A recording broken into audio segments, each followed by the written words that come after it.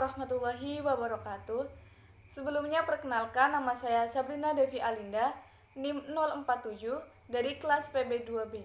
Di sini saya akan sedikit membahas mengenai karakteristik yang dimiliki dari masing-masing spesies tumbuhan paku yang saya temukan di lingkungan sekitar, beserta dengan habitat hidupnya. Video ini dibuat guna memenuhi tugas mata kuliah Praktikum Sistematika Tumbuhan yang diampu oleh Ibu Hafida Asni Akmalia, Master of Science. Sebelum kita membahas pada karakteristik dari masing-masing tumbuhan paku, izinkan saya untuk sedikit menjelaskan definisi dari tumbuhan paku. Jadi, tumbuhan paku atau Pteridophyta adalah anggota dari kingdom Plantae yang anggota tubuhnya memiliki akar, batang, dan daun yang sejati, serta memiliki pembuluh pengangkut. Tumbuhan ini tergolong dalam tumbuhan kormus berspora, di mana tumbuhan ini dapat menghasilkan spora dan memiliki susunan daun yang umumnya bangun sayap, yaitu pada pucuknya terdapat bulu-bulu. Tumbuhan paku diklasifikasikan menjadi 4 kelas. Yang pertama, kelas Psilopsida, yang kedua, kelas Pteropsida, yang ketiga, kelas Lycopsida, dan yang keempat adalah kelas Phenopsida. Setelah kita mengetahui definisi dari tumbuhan paku, mari kita bahas karakteristik dari masing-masing spesies tumbuhan paku yang saya temukan di lingkungan sekitar. Spesies tumbuhan paku yang pertama yang saya temukan adalah spesies tumbuhan paku wangi yang memiliki nama ilmiah Pimatosaurus scolopendria. Sebelum dijelaskan tentang karakteristik dari tumbuhan jenis ini, alangkah baiknya jika kita mengetahui klasifikasinya terlebih dahulu. Jadi, tumbuhan paku ini dapat diklasifikasikan sebagai berikut. Tergolong dalam kingdom Plantae divisi Pteridophyta, yang mana masuk ke dalam kelompok kelas Pteridiopsida, ordo Polypodiales, dari famili Polypodiaceae, serta genusnya adalah Pimatosaurus. Setelah diketahui klasifikasinya, kali ini akan dijelaskan sedikit mengenai karakteristik dari spesies Pimatosaurus scolopendria. Di dalam jurnal yang berjudul Jenis-jenis paku epifit di hutan Desa Beginjan, Kecamatan Tayan Hilir, Kabupaten Sanggau, oleh Wari Febri Lindasari dan kawan-kawan, jurnal tahun 2015, volume 4 nomor 3, halaman 65-73, dijelaskan bahwa paku ini memiliki rimpang yang berbentuk bulat dan ramping, serta berwarna hijau. Pada rimpangnya terdapat sisik yang berwarna coklat tua. Stipe pada paku ini bulat berwarna hijau dan memiliki permukaan yang licin. Lamina daun memiliki bangun bulat, tepi daun berbagi, ujung daun dan pangkal daun yang meruncing. Tulang daun tidak menonjol tetapi terlihat apabila daun diarahkan ke cahaya. Susunan tulang daunnya menyirip. Permukaan daun atas daunnya licin, terlihat mengkilat, dan teksturnya seperti kertas.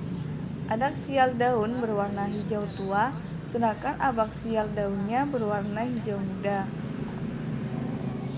Sori berbentuk bulat, tersusun dalam 2 garis tak teratur pada masing-masing sisi midrib. Sorusnya sedikit tenggelam dan berwarna kuning oranye. Habitat tumbuhan paku ini dapat dijumpai tumbuh di dataran rendah.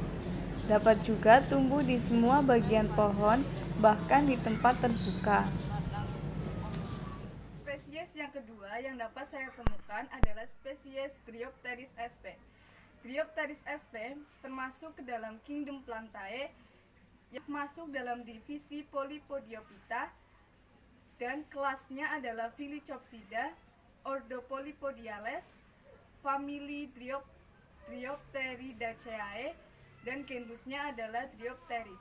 Setelah mengetahui klasifikasinya, selanjutnya akan dijelaskan mengenai karakteristik yang dimiliki oleh Dryopteris sp. Karakteristiknya sebagai berikut. Tumbuhan paku ini memiliki warna daun hijau muda yang memiliki batang berwarna coklat yang bersisik. Daunnya tidak dapat terlepas dari rimpang, menyirip tunggal atau menyirip ganda. Paku ini memiliki rimpang yang merayap, bangkit atau tegak, sebagaimana dijelaskan dalam buku karya Citro Supomo tahun 2005.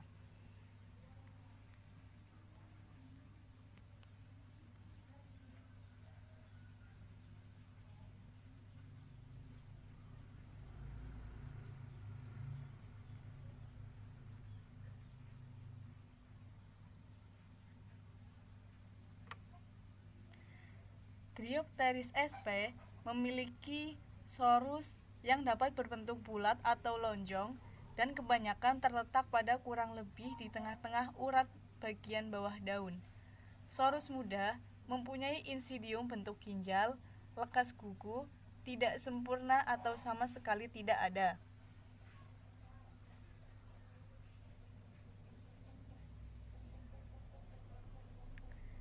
Pada spesies ini memiliki akar yang berbentuk serabut bercabang-cabang, dikotom berwarna coklat.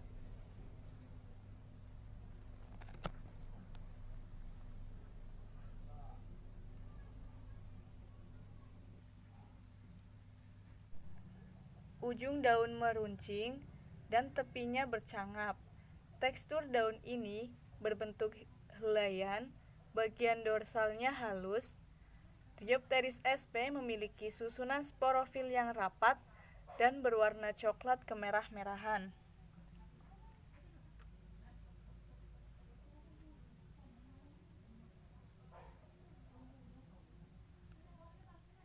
Habitat spesies Dryopteris sp dapat ditemukan pada tempat-tempat yang lembab seperti pegunungan, sawah, tembok, sumur, batu-batuan, dan biasanya banyak terdapat pada tumpukan batu yang lembab yang mudah ditemukan di mana saja, baik di dataran rendah maupun dataran tinggi. Saya menemukan tanaman ini di daerah yang lembab pada dataran rendah.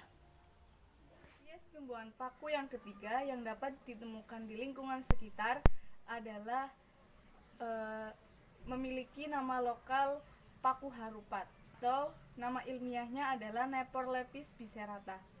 Neporlepis biserata diklasifikasikan ke dalam kingdom Plantae, divisi Pteridophyta, tergolong ke dalam kelas Pteridiopsida. Ordonya adalah Polypodiales, termasuk famili dari Dryopteridaceae, dan genusnya adalah Neporlepis. Karakteristik dari tumbuhan paku harupat atau yang memiliki nama ilmiah Neporlepis biserata, yaitu tumbuhan paku ini dikenal sebagai tanaman hias di pekarangan rumah. Spesies dari salah satu tumbuhan paku ini memiliki tangkai daun yang bersisik lembut, dan sisik-sisik tersebut berwarna coklat. Panjang daunnya dapat mencapai 2 meter apabila tumbuh di tempat yang cocok. Pada daun yang subur, memiliki bentuk yang lancip dengan dasar yang berkuping.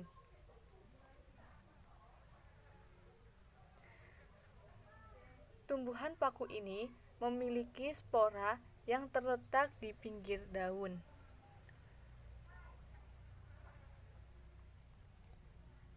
Spora yang terletak di pinggiran daun ini yang dapat membedakan tumbuhan paku spesies Neporlepis biserata berbeda dengan jenis paku lain.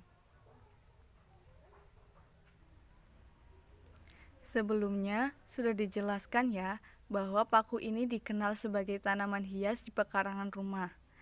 Umumnya, orang menanam tanaman paku ini di pot-pot atau di pinggir pagar tembok.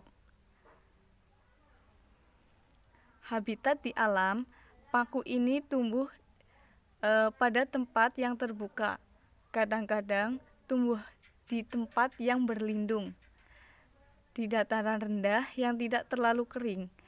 Selain hidup di tanah, dapat dijumpai pula di pohon-pohon palem secara epifit. Dapat tumbuh pula di sela-sela bebatuan apabila terisi dengan humus. Nah, sebelumnya sudah dijelaskan ya tentang karakteristik dari masing-masing spesies sampling tumbuhan paku yang saya temukan. Oleh karena itu, di sini saya akan menjelaskan tentang perbedaan karakteristik yang dimiliki oleh ketiga spesies tumbuhan paku yang saya temukan. Yang pertama dilihat dari warna daunnya. Warna daun pada spesies Pimatosaurus scolopendria berwarna hijau tua.